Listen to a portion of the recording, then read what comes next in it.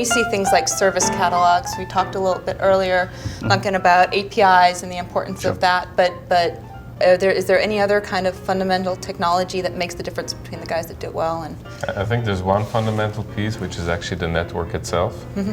Where I think there's going to be pull from the line of business is if corporate IT can create a high performance network right between itself and the public cloud data center, and manage that security, then they're basically enabling the line of business to do things that they weren't able to do before.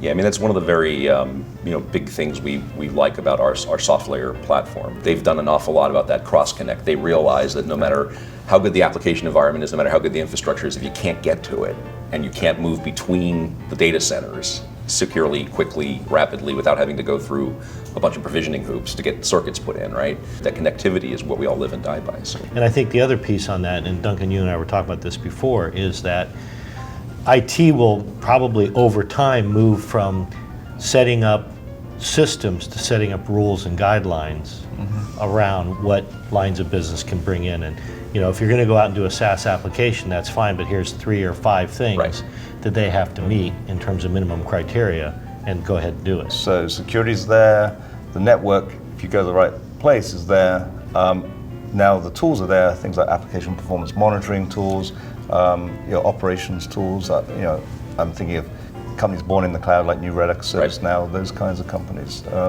So yeah, the pieces are there.